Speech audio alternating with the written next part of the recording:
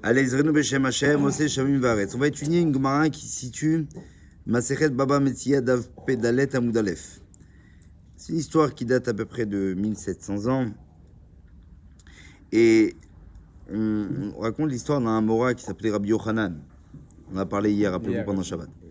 Yom Echad, Rabbi Yochanan, on dit qu'un jour, il s'est lavé dans le fleuve du Jourdain. Et que s'est-il passé? Il y a marqué que Chaz Yeresh Lakish Veshavar Liardena Batra. On dit que Rish Lakish, qui était à l'époque qui était un chef des gangsters exactement de son époque, il a vu un éclat. Il a vu une beauté particulière. Et qu'est-ce qu'il a fait? On raconte qu'il a sauté dans le Jourdain pour aller regarder cet éclat particulier. Quand il a vu Rabbi Yochanan que ce gars-là, il sautait d'une montagne à une autre, alors il l'a vu, il lui a dit « Chelcha leoraita ». Il dit « Tiens, tu as une force. » Il dit « Tu as une force extraordinaire et il serait plus convenable de mettre cette force au service de la Torah. » Qu'est-ce qui s'est passé? Et Shlakish, il lui dit « Si moi, ma force est pour la Torah, ta beauté à toi est la beauté de la femme. » D'accord? On devrait mettre cette beauté-là chez une femme. Alors il lui dit, Rabbi Yochanan, il lui dit, écoute-moi, imagine-toi ma beauté en femme. Im tekabel, il lui dit, si tu prends sur toi de faire tes chouvas, hein, alors à ce moment-là, qu'est-ce que je vais faire? Je te proposerai à ma sœur. Ok? Que s'est-il passé? Vous connaissez la suite de l'histoire. Rish Lakish, il était d'accord. Et il est devenu finalement l'un des plus grands rabbins de son époque. Et il sera effectivement le beau-frère par la suite de Rabbi Yochanan, puisqu'il va se marier avec sa sœur. Qu'est-ce qu'il a vu? C'est très bizarre de dire ça. Que Rabbi Yochanan, il voit en Rish Lakish un type juste fort. Ça suffit pas pour lui proposer sa sœur quand même. Au contraire, il voit un gars qui c'est un chef de gang. Il voit que c'est un brigand. Tu proposes ta sœur à un brigand. Mais si. Tu proposes ta sœur à un brigand. Au début, on ne peut pas lui, évidemment. D'accord? Donc, qu'est-ce que tu vois chez lui? Qu'est-ce qu'il a vu particulièrement chez Rish Lakish?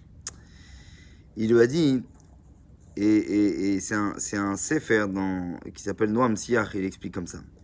Il dit, Rabbi Yochanan, quand il a identifié Rish Lakish, il a trouvé un caractère, un esprit bien particulier chez lui.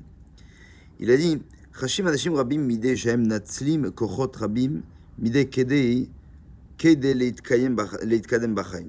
Beaucoup de fois, chacun œuvre et intensifie quelque part ses efforts pour les priorités qu'il pense nécessaires dans leur vie. Tu penses que c'est important dans la vie de faire ce que tu fais, eh bien tu vas y mettre à chaque fois une sorte d'énergie, une priorité, un investissement et ainsi de suite. D'accord? Qu'importe la cause que tu vas chérir, que tu vas primer, tu vas y mettre dedans un investissement particulier. Et il dit, et beaucoup de fois, les personnes vont dire, bon là maintenant ça y est, stop, là j'ai plus de force, là je suis fatigué, là il faut que je prenne un peu de vacances et ainsi de suite.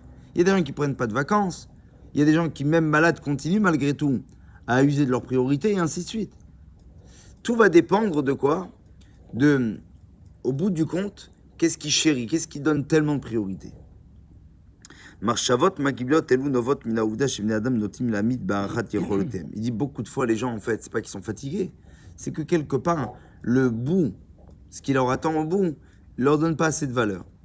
Si on avait une valeur qui était centuplée, évidemment qu'on ne sentirait plus la douleur physique. Je prends l'exemple d'un gars qui a son business, ok, qui sait le gars que s'il vient pas un matin, ça va être catastrophique, ok.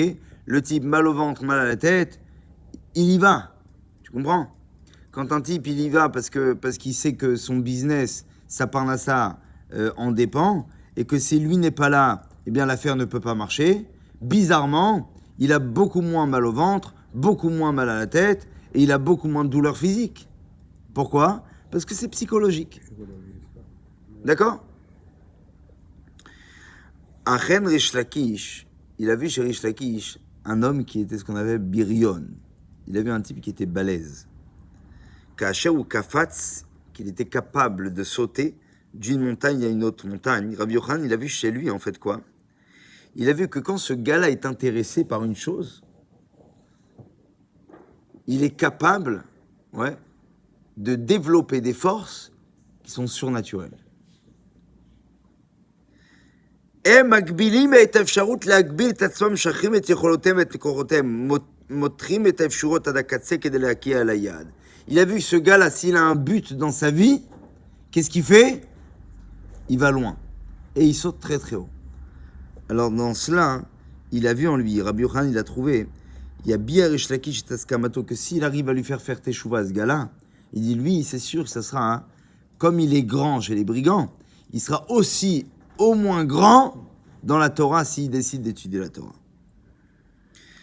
Dans le livre des psaumes, et c'est pourquoi il lui a proposé sa sœur, il dit dans le livre des psaumes, il y a marqué Adam Bikar Bal Yalin Nimshal Kabehemot Nidmu. Exactement. Ça veut dire quoi?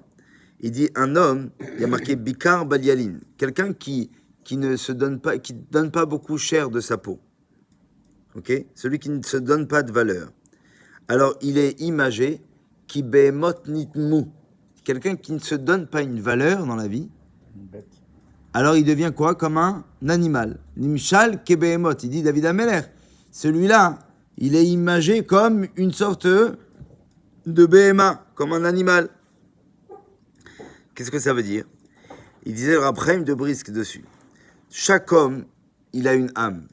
Et une âme qui lui est chère. Et il dit, ces forces-là sont cachées au fond de lui-même. Si ce type-là, il n'est pas conscient de la valeur dont il détient, alors qu'est-ce qui va se passer? Il va ressembler tout simplement à un animal. C'est-à-dire, comme si il n'a pas de neshama. Ce qui caractérise quelque part l'animal, c'est la non-connaissance de ses forces. Ok? Par exemple, il dit comment que c'est possible qu'un enfant, ok, il soit berger pour un troupeau d'animaux. Si l'animal lui-même, il était conscient de sa force, en quoi un petit enfant il pourrait faire berger pour? En quoi il pourrait avoir peur d'un enfant? Le chien, il est un peu plus grosse gueule, c'est le cas de le dire, vis-à-vis des autres. Alors il paraît comme si qu'il était un peu plus fort. Si les animaux étaient vraiment conscients de la force qu'ils détiennent, que se passerait-il? Alors ils auraient peur des humains. Ils auraient moins peur des humains, pardon. Et donc il dit, David Amelech Mamrit c'est Bnei Adam. Altiou, ne soyez pas comme ces animaux. Chez Enam ou Daot les Kochan, et tant mieux. Ils savent pas exactement quelle est leur force. Atem nivretem betzelem Elokim. Alors que vous avez été créés avec quoi? Avec une image divine. En davar, il n'existe rien. Chez Enchem Yecholim Laasot, que vous ne pouvez pas faire avec l'aide divine. Le Admor de Gour, qui a écrit un livre qui s'appelle le Pnei Menachem, il disait que dans les klalotes de Kitavo, dans les malédictions, là-bas il y a marqué et voici que ta vie, elle sera pendue pour toi en face. Et quoi? Et tu n'auras pas confiance en ta vie. Il dit, quand un homme n'a pas confiance en sa force et de ses possibilités, alors là, il est dans la situation la plus critique de sa vie. Il dit, la pire des choses pour un homme, c'est quoi? C'est simplement de ne pas avoir confiance en ce qu'il est, ce qu'il détient comme force. Donc c'est un petit peu cette chose-là que Rabbi Yochanan a perçu chez Rish Lakish, cette force absolue. Il s'est dit, s'il arrive à la mettre dans la Torah, alors il deviendra véritablement un grand, et on voit qu'il ne s'est pas trompé à la fin.